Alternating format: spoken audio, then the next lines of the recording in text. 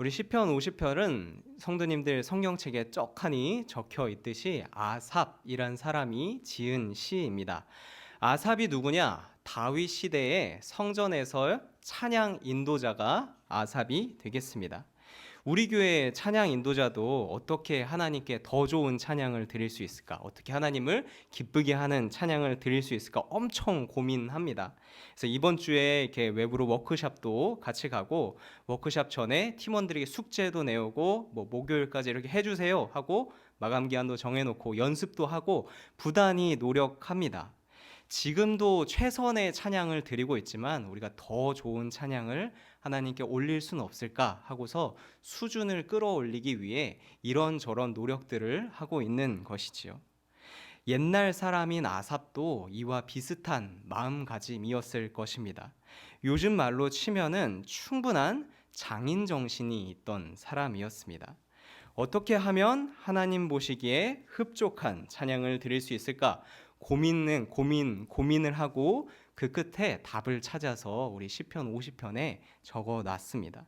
지난 시간에는 시편 50편 앞부분을 보면서 먼저 두 가지를 말씀을 드렸습니다. 하나님을 찾을 때는 이렇게 두 가지를 가지고 나와라. 감사와 확신이었습니다. 하나님께 무언가 드릴 때는 감사함으로 드려라 라는 거였습니다. 모든 것이 다 하나님의 것인데 너의 것이 어디 있을 것 같으냐?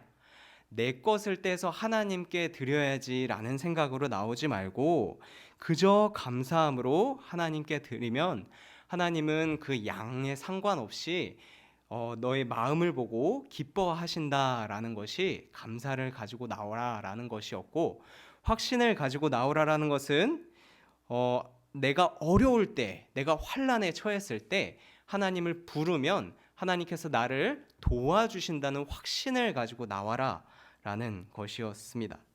사람은 보통 내가 하나님께 뭘 드리면 하나님께서 나에게 뭘 줄 수 있고 그런 거를 계산해서 주님 내가 이 정도까지 해드릴게요, 하나님도 이 정도 주세요, 그렇게 생각을 하기 쉽지만 사실은 기꺼이 하나님께서는 대가를 받지 않고 우리들을 도와주실 용의가 준비가 다 돼 있으신 분이신 거죠.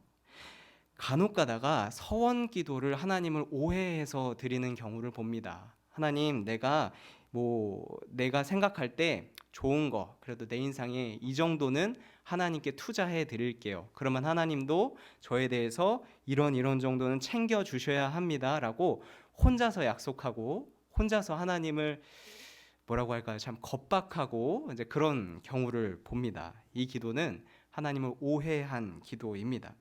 오히려 하나님은 환난 중에 아무런 대가 없이 나를 도우십니다. 나를 도우면서 너희가 나를 영화롭게 한다라고까지 말씀하시지요. 참 감사한 일입니다. 하나님께 사랑받는다는 것이 이렇게 받으면서도 하나님께 칭찬받는 감사한 길이지요. 이 어려울 때 하나님이 기꺼이 나를 도와주신다는 확신, 그리고 앞에 얘기한 감사, 두 가지를 갖고 하나님을 찾아야 한다라는 것이 우리 이 앞부분까지의 내용이었습니다. 그리고 나서 오늘 시편 50편 뒷부분을 살펴볼 텐데요. 오늘 할 이야기는 이것입니다. 예배가 끝나고 나서 이것만 기억해 가셔도 성공했다고 봅니다. 말씀을 실천해야 한다입니다. 이 말로는 주여 주여 하면서 행동으로는 이상한 걸 하고 있으면 안 되겠지요. 아삽은 무엇이 말씀과 행동이 분리된 사람인지 분명하게 몇 가지 예를 들어주는데요. 하나님의 말씀 여러 가지 있죠. 좋은 내용 많이 있으나 오늘은 시편 50편에 예를 들어서 설명해 준 내용에 집중해서 하나하나 살펴보겠습니다. 이 말씀을 보는 동안 내가 혹시나 이런 마음을 무연중에 갖고 있진 않았나 점검해 보시고 반면교사를 삼아서 하나님을 기쁘시게 하실 모습으로 갖고 가시기를 축복합니다. 우리 16절서부터는 하나님의 어조가 확 달라지는 것을 볼 수 있습니다. 이것은 거의 하나님께서 악인들을 향해서 고발하고 악인들을 향해서 저주를 내리는 말투에 가깝습니다. 불의 앞에 노하시는 하나님의 모습이 나오죠. 사실 이 하나님이 불의를 보시고 노하시는 것은 그렇게까지 새로운 일은 아닙니다. 당연히 하나님이시니까 악인들을 보면서 화를 내실 수 있지요. 하지만 우리는 예상치 못한 곳에서 깜짝 놀라게 됩니다. 그것은 바로 누가 악인이냐라는 것입니다. 누굽니까? 하나님의 율례를 전하며 하나님의 언약을 말하는 사람 보고서 악인이다라고 이야기를 합니다. 보통 우리가 생각하는 악인은 하나님의 법도와는 거리가 먼 사람, 하나님 그런 거 잘 모르는 사람, 인생을 제멋대로 사는 사람일 것 같은데 등잔 밑이 어둡다고요. 당시로 치면은 제사장들, 요즘으로 치면은 이렇게 말씀을 전하고 있는 저나 아니면 교회 안에 있는 우리 많은 사람들이 이에 해당될 수 있습니다. 이 기가 막힌 일입니다. 하나님의 율례와 언약을 말하는 사람 중에서도 악인이 있다. 아니 복음을 잘만 고백하고 다니는 사람들이 뭘 그렇게 잘못했다고 하나님께서 악인이라고 부르시느냐? 17절에 나와 있습니다. 내가 교훈을 미워하고 내 말을 내 뒤로 던졌다. 평소에 하나님의 교훈을 말하고 가르치기를 좋아하지만 사실 속으로는 하나님의 말씀을 미워하는 겁니다. 요즘 우리말로 치면 이게 좀 면종복배, 외식하는 사람, 언행이 불일치되는 사람, 내로남불하는 사람 정도가 되겠습니다. 이런 사람 보면은 굉장히 얄밉지요. 내 말을 뒤로 던진다라는 것은 시적인 표현입니다. 하나님의 말씀을 거부한다라는 것이지요.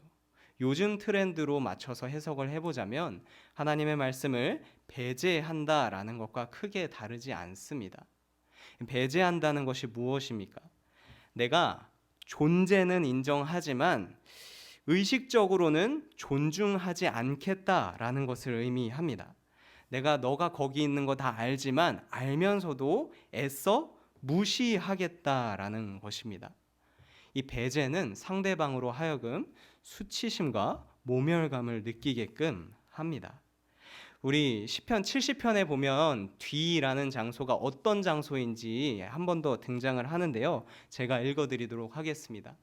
나의 영혼을 찾는 자들이 수치와 무한을 당하게 하시며 나의 상함을 기뻐하는 자들이 뒤로 물러가 수모를 당하게 하소서. 아하 아하 하는 자들이 자기 수치로 말미암아 뒤로 물러가게 하소서. 보다시피 뒤라는 공간은 벌을 받는 공간이고 수치를 당하는 공간, 뭔가 창피함을 당하는 공간입니다. 그런 곳에 하나님의 말씀을 두는 사람이 악인이다라고 이야기하는 것이죠. 우리가 아는 하나님의 마음에 합한 사람, 우리 대표적인 사람 다윗은 뭐라고 얘기합니까? 18편, 22편에 이렇게 얘기합니다.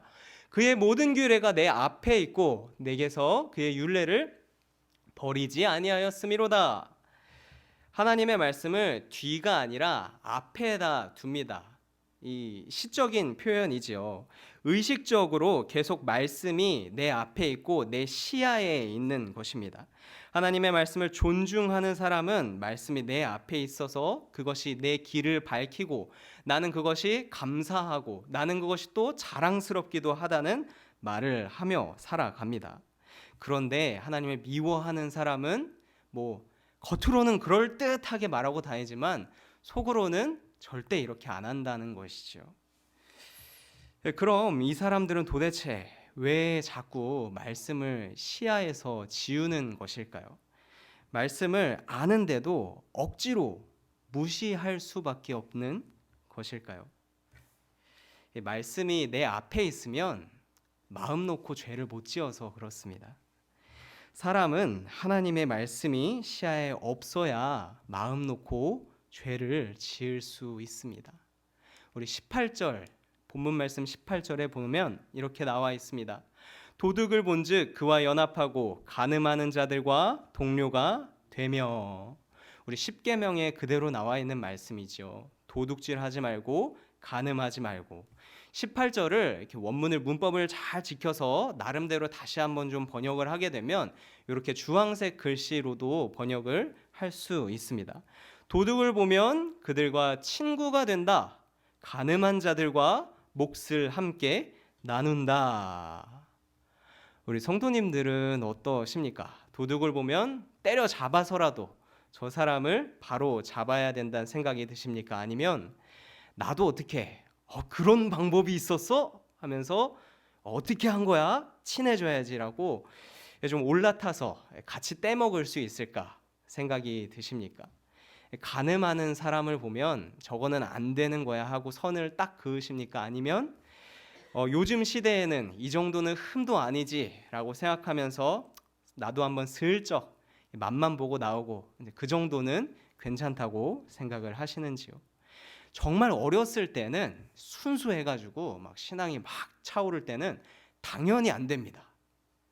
근데 참 이상하게도 나이를 먹고 세상에 그렇게 호락호락하지 않고 복잡하다라는 걸 느낄수록 이 당연한 게 안 돼서 힘을 내야 합니다. 마음속에 결단을 해야 되고 싸워야 자연스럽게 해야 되는 것을 싸워서 쟁취해 나갈 때가 있지요. 이 싸우면서 나갈 때 하나님의 말씀이 눈앞에 있어야 승리할 수 있는 것입니다. 보통 사람들이 죄를 지려고 할 때 그래 이번만 한번 눈 딱 감고 저질러 보자 하고 눈을 감았더니 말씀이 생각나요. 그러면 죄를 질 수 없겠지요. 조금 과장해서 표현하자면 울며 겨자 먹기로라도 하나님의 말씀을 따라갈 수밖에 없습니다. 하나님도 다 아십니다.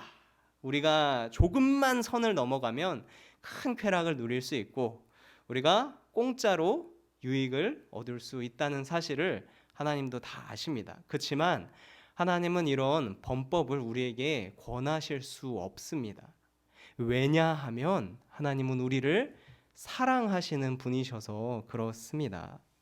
여기 계신 분들은 배우자로서 혹은 부모로서 혹은 선배로서 사랑을 해보신 적이 있으실 줄로 압니다. 상대방을 사랑하면 아무리 큰 유익이 그 사람 앞에 있다 할지라도 잘못된 길은 걷지 말라고 하지요. 제 예를 조금만 들어보겠습니다. 상상을 해보자는 것이죠. 남편이 어느 날서부터 집에 돈을 많이 갖다 줍니다. 아니 아무리 생각해봐도 이렇게 돈이 나올 구멍이 없는데 어떻게 이렇게 갑자기 돈을 많이 갖다 주는 건지 곰곰이 생각해보니까 최근에 새로 사귄 친구가 있는 것이죠. 갑자기 이제 상상이 펼쳐집니다. 그 친구랑 밤에 뭐 하고 놀길래 그동안 그렇게 늦게 들어왔을까? 걱정이 되고 혹시나 남편이 불법적인 일에 손을 댄 게 아닐까? 막 근심이 쌓여갑니다. 이때 남편을 사랑하는 아내라면 뭐라고 얘기하겠습니까? 당신이 밖에 나가서 뭘 하든 나는 신경 쓰지 않을 테니까 지금처럼 돈만 잘 벌어오시면 됩니다 라고 할 사람은 없겠지요. 사랑한다면 차라리 그냥 여보 그 위험한 사람들하고는 함께 안 지냈으면 좋겠다. 그냥 뭐 내가 욕심 안 부릴 테니까 착실하게 살면 좋겠다라는 말을 할 것입니다. 이 부모의 입장에서 봅시다. 자녀가 있는데 자녀가 내일 숙제가 있다는 걸 압니다. 내일 프로젝트가 있다는 거를 내가 압니다. 근데 자꾸 숙제를 안 합니다. 오늘 할 일을 내일로 미루더니 내일 할 일은 또 그 다음 날로 또 그 다음 달로 계속해서 미루는 겁니다. 물어보니까 자기는 내일 학교 가서 뭐 친구한테 물어보면 친구가 자기 거 다 보여준다는 겁니다. 자기는 그거를 학교 가서 그냥 베끼기만 하면 된다라는 것이죠. 이 이야기를 듣고서 어느 부모가 야, 너 참 인생을 쉽게 사는구나. 대단하다. 앞으로도 그 친구한테 계속 보여달라 그래라. 좋은 방법이다. 누가 이렇게 얘기하겠습니까? 헛소리 하지 말고 당장 들어가서 숙제하라고 다그치겠지요. 가만히 생각해 보면 내 자식한테 숙제 보여준다는 그 친구도 못마땅해집니다. 내 자식의 앞길을 다 망치는 사람 같거든요. 왜 이런 생각이 들까요? 내 자식을 사랑하니까 그렇지요. 후배가 내가 아끼는 동생이 요새 바람이 난 것 같습니다. 자기 말로는 집에 가면 울적한데 어디 뭐 이게 모임만 가면은 거기 있는 이성분들이 그렇게 자기를 잘 모셔주고 자기를 막 접대해주고 떠받들어 준다는 것입니다. 그래서 자기는 오늘도 거기를 꼭 가야겠대요. 그냥 좋은 관계를 유지하고 싶은 사람이면 그래 적당히 해라, 뭐 들키지 않게 처신만 잘해라, 그 정도만 말하고 끝내겠지요. 하지만 이 사람을 정말 사랑하는 사람은 뭐라고 하겠습니까?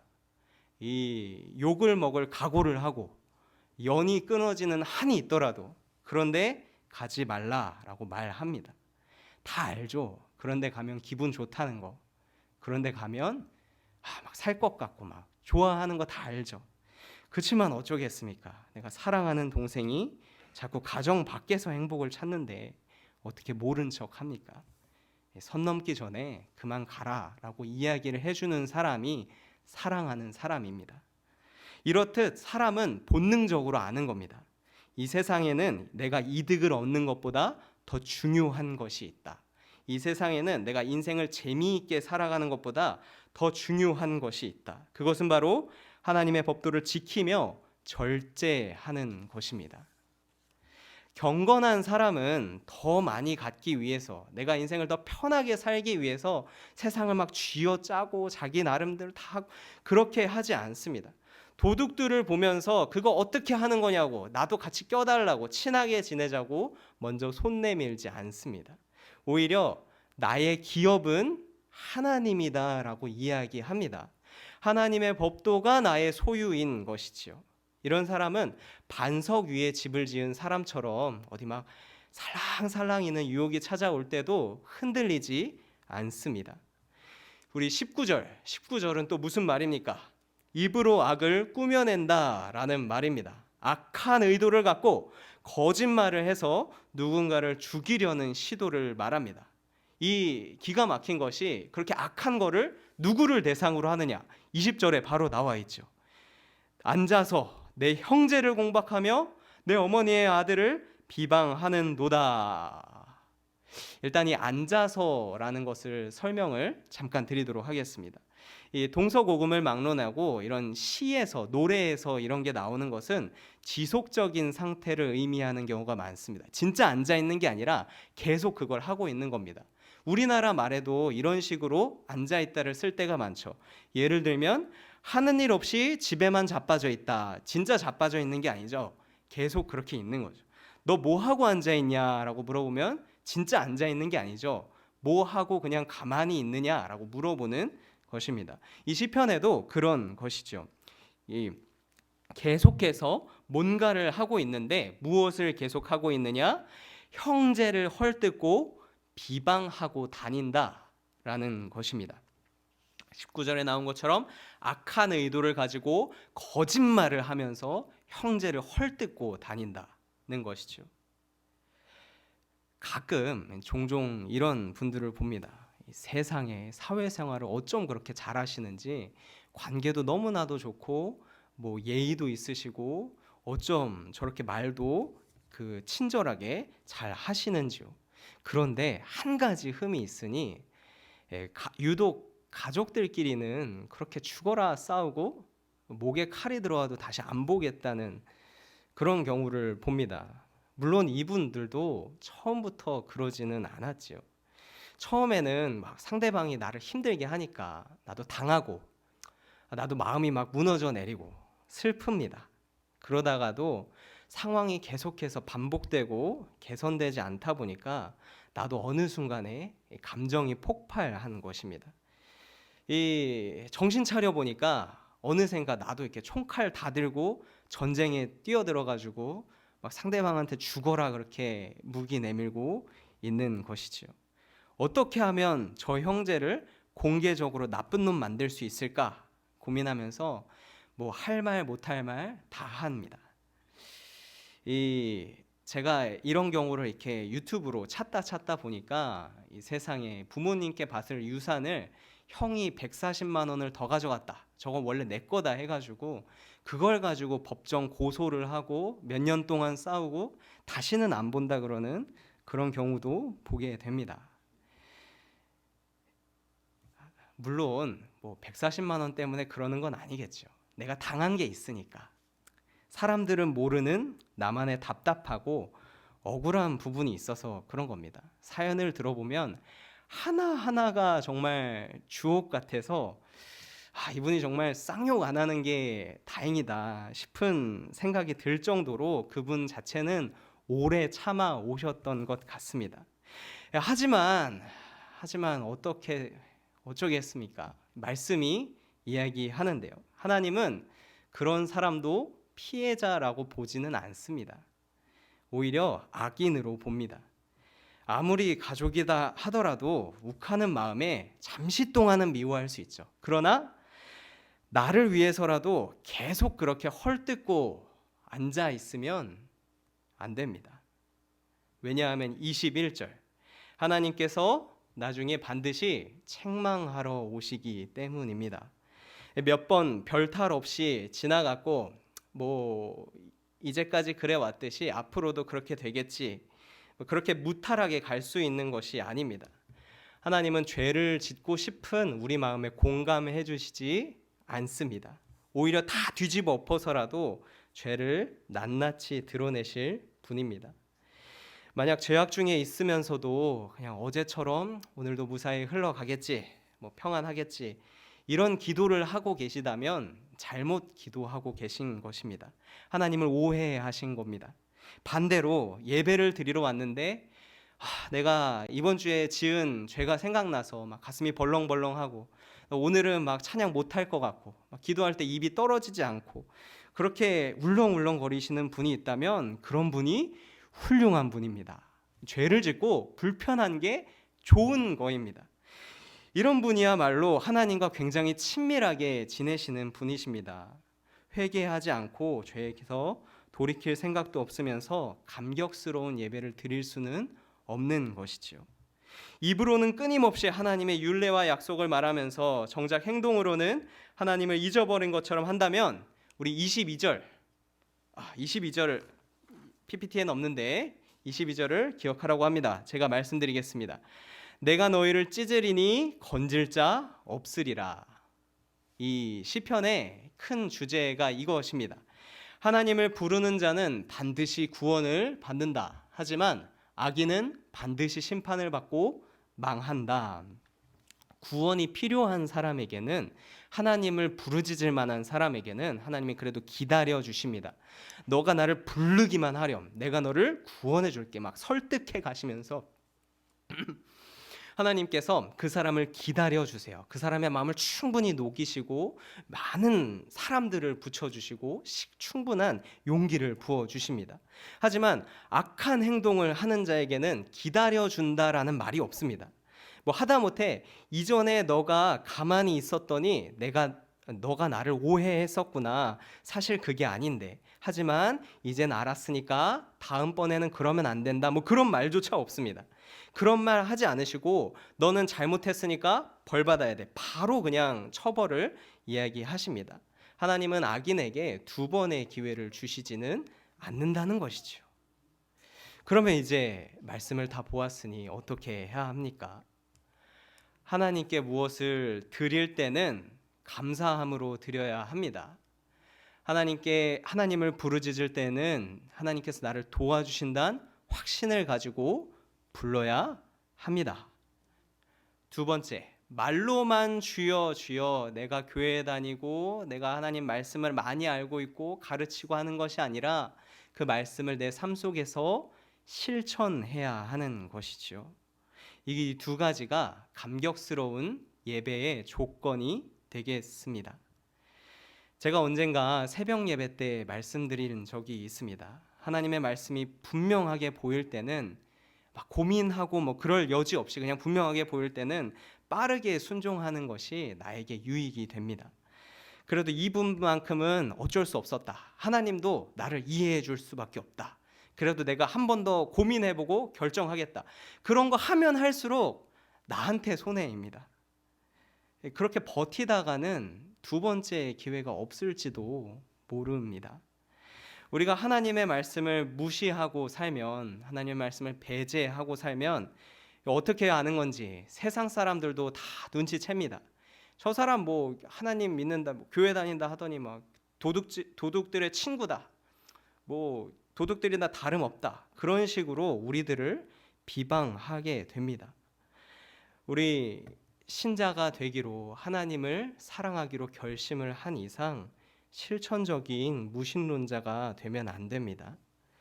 하나님의 말씀을 내 앞에 둬야 합니다. 언제나 그냥 하나님의 말씀이 보이도록 살아야 합니다. 그리고 하나님을 찾아야 합니다.